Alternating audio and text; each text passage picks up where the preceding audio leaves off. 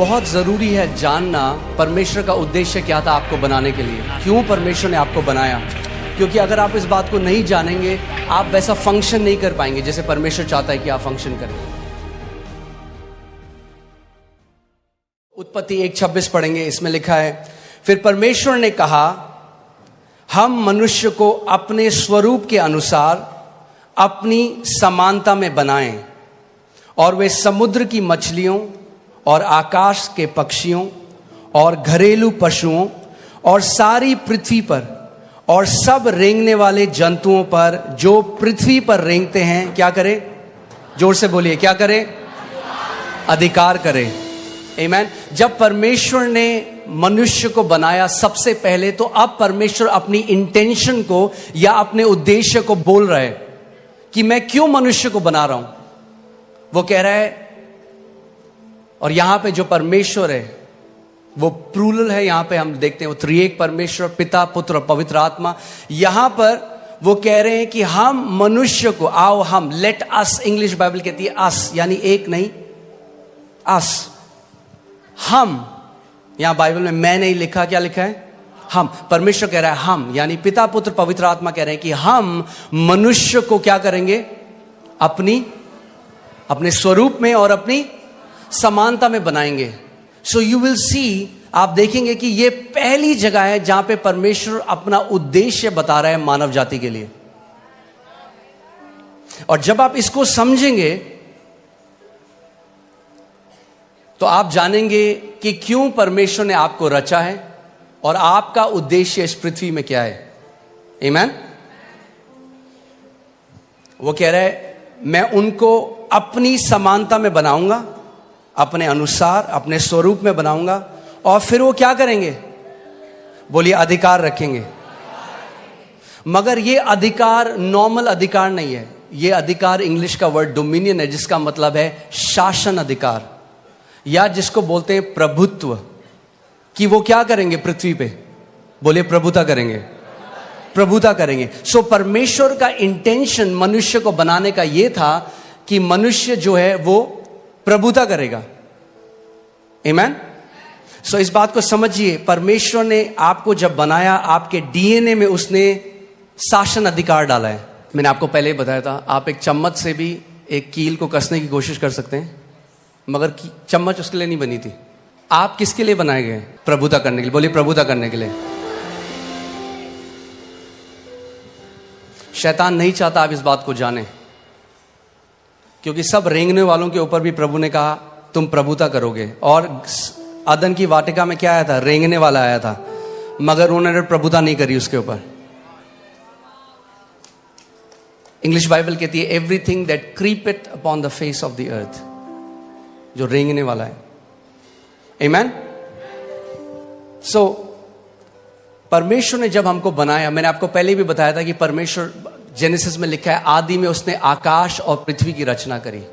आकाश या हेवेंस जो बाइबल में कहती है, वो बात करता है अनसीन रेल्म की, अनदेखी। परमेश्वर का जो राज्य है आप इन आंखों से नहीं देख सकते, मगर वो इस जो आप आंखों से देख रहे हैं उससे भी ज्यादा वो रियल है। आमीन। उससे ज्यादा वो रियल है। आप आंखों से उसको नहीं देख सकते, बट वो रियल है। और परमेश्वर ने पृथ्वी की रचना करी।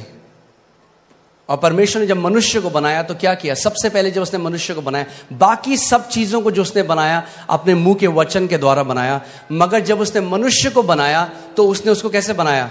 अपने हाथों से उसने मिट्टी ली और एक मिट्टी से उसने हमारे शरीर को बनाया और अपनी आत्मा को मनुष्य के अंदर डाल दिया, जिसको हम इंग्लिश का शब्द ह्यूमन है, जो दो शब्द से मिलकर आता है, ह्यूमस यानी मिट्टी, और मैन जो हिब्रू भाषा में इश जिसका मतलब है आत्मा।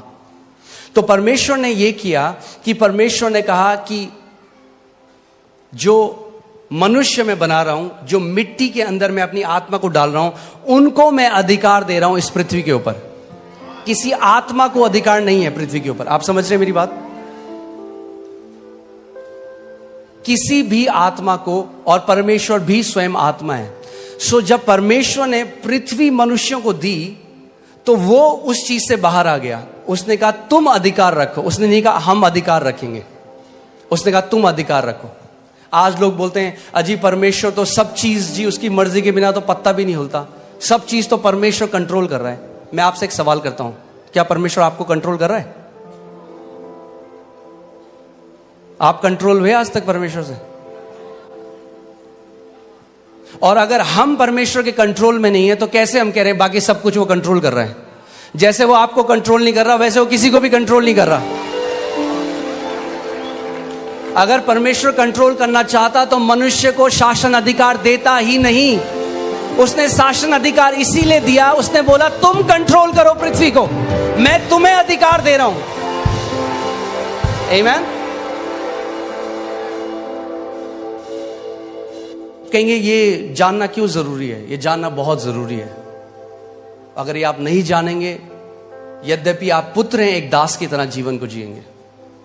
जो मसीह यीशु ने हमारे लिए मिराज छोड़ी है, जो इतनी महान है, इतनी ग्रेट है, आप कभी उस तक पहुंच नहीं पाएंगे। आमीन। इसीलिए हमें जानना है कि क्यों परमेश्वर ने हमें बनाया, हमारी सृष्टि करी और कैसे हम उस अधिकार में चल सकते हैं। आमीन। सो परमेश्वर ने आदम को बनाया, मगर सबसे पहले हमें देखना है कि आदम को परमेश्वर ने क्या बनाया था। सो लूका 3:38 जब आप पढ़ेंगे उसमें लिखा है इससे ये आया, इससे ये आया, इसने इसको पुत्र को जना, इसने इसको जना, और वह एनोश का, और वह शेत का, यानी एनोश शेत का, और वह आदम का, यानी शेत आदम का, और वह पढ़िए परमेश्वर का पुत्र था। तो आदम कौन था? आदम कौन था? परमेश्वर का पुत्र। परमेश्वर ने सबसे पहले मनुष्य को जब बनाया तो नौकर नहीं बनाया, पुत्र बनाया। और जब पुत्र बनाया तो पुत्र को अधिकार दिया शासन करने का, प्रभुता करने का, डोमिनियन करने का। आमीन। सो पहला आदम क्या था?